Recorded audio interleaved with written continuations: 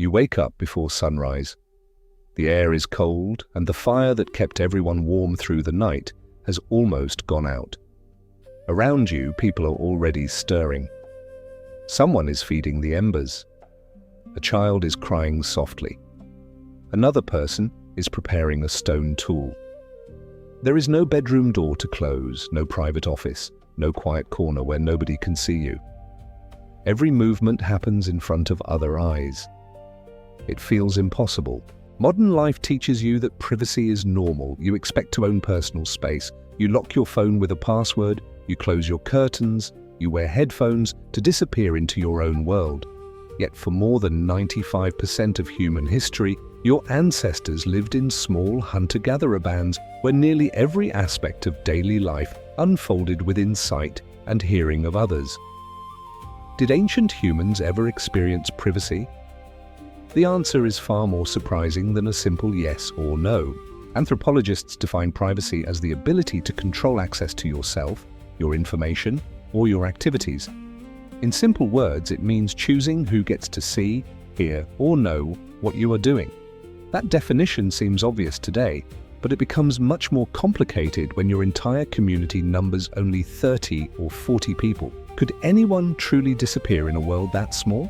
Research among modern hunter-gatherers provides some clues. Anthropologists such as Richard Lee, James Sussman, and Polly Wiesner have spent decades studying societies whose lifestyles preserve many features of humanity's ancient past. While these groups are not living fossils and should never be treated as exact replicas of prehistoric people, they offer valuable windows into social patterns that evolved over tens of thousands of years. One of the most remarkable discoveries is that ancient-style communities were intensely social without being constantly intrusive. Imagine the camp as the sun rises higher. Fires burn in several places. Some adults prepare to gather edible plants. Others inspect hunting spears tipped with carefully shaped stone points. Children drift between different adults rather than remaining beside only their parents. Conversations overlap across the camp. Everyone can see almost everything. Yet surprisingly, people are not watching each other every second. Human attention has limits. Even in a small camp, individuals become absorbed in repairing tools, cooking food, caring for children, or planning the day's journey. Social life is open, but attention constantly shifts. You are visible but not permanently observed. Does that sound familiar? Walk through a busy city today and hundreds of people may pass within a few meters of you without remembering your face. Ancient camps worked differently, but the brain's ability to filter unimportant information already existed. Privacy was not created by walls, it was often created by attention. Archaeological evidence suggests that shelters varied enormously across time and geography. At sites dating back tens of thousands of years, people built huts from mammoth bones, wooden poles, animal hides, or branches. These structures protected families from weather more than from other people. Thin walls could not block conversation. Smoke escaped through openings. Children wandered freely between households. Daily life remained remarkably public, but even without sealed rooms, people found subtle ways to create boundaries. Among many hunter-gatherer societies studied by anthropologists, walking away from camp for a while is completely normal. Someone may collect firewood alone. Another person gathers medicinal plants. A hunter scouts animal tracks before sunrise. These practical tasks also provide moments of solitude, not because solitude is required every day, because sometimes the mind simply seeks silence.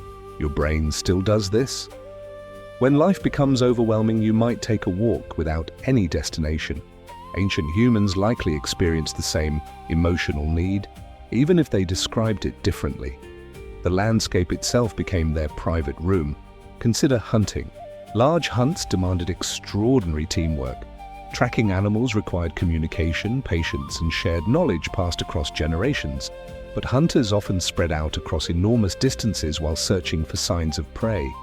Hours could pass with no conversation, only wind, bird calls, footprints in damp soil, the rhythm of breathing. Some researchers believe these long solitary periods may have contributed to self-reflection, planning, and imagination.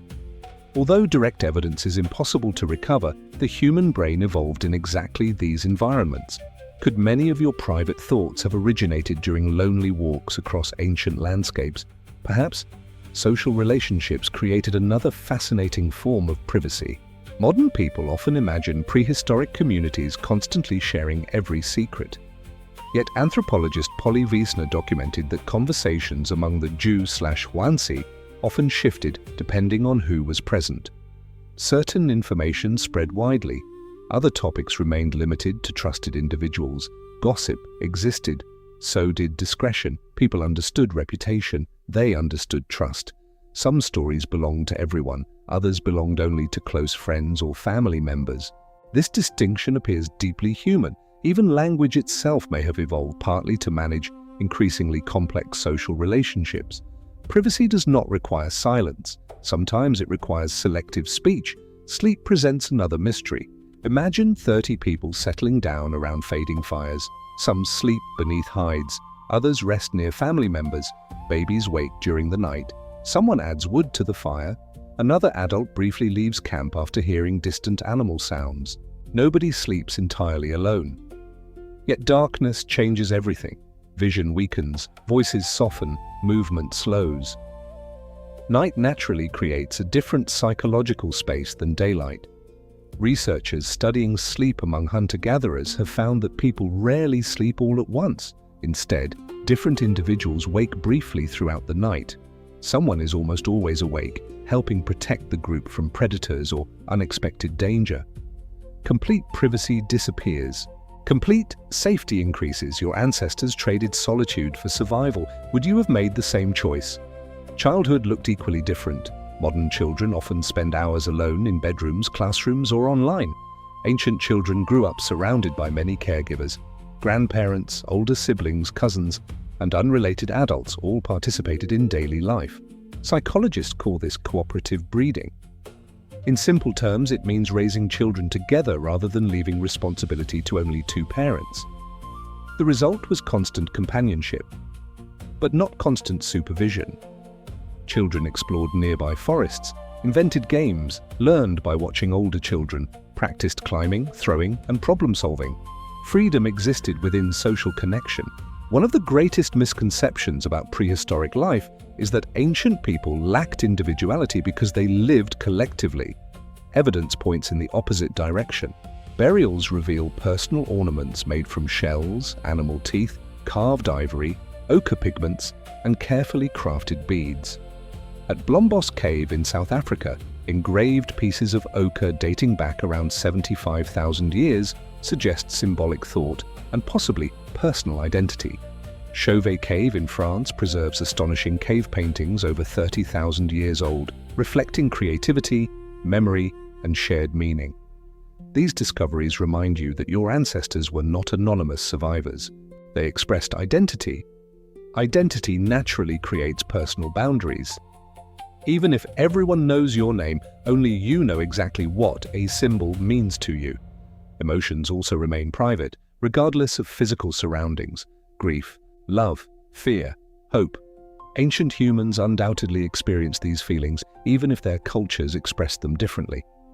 No archaeological excavation can uncover a thought. Stone tools survive, bones survive, campfires survive. Private memories disappear forever. Perhaps the greatest privacy in human history has always existed inside the mind. Ironically, modern technology has reversed part of this ancient balance.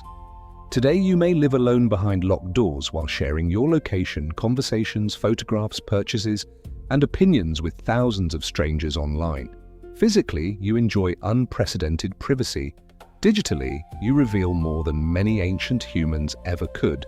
Which life is truly more private? The answer depends on how privacy is defined. Your ancestors probably knew every member of their community personally. They shared meals, work, danger, celebrations, and grief. They rarely enjoyed physical isolation. Yet they also lacked surveillance cameras, permanent written records, searchable databases, and social media archives. A forgotten conversation vanished into the air. A mistake could be forgiven and fade with time. Today, memories can become permanent. Perhaps ancient privacy was never about hiding from people. Perhaps it was about living among people who already knew you completely. That kind of acceptance may have reduced the need to constantly manage appearances.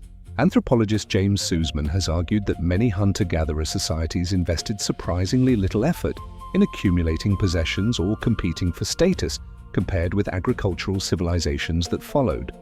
When fewer objects define success, there is often less pressure to project a carefully curated identity. You simply exist, you contribute, you belong. That does not mean prehistoric life was peaceful or perfect. Conflicts happened, jealousy existed, relationships broke down, violence occurred. Human nature has always contained complexity, but social transparency also encouraged accountability.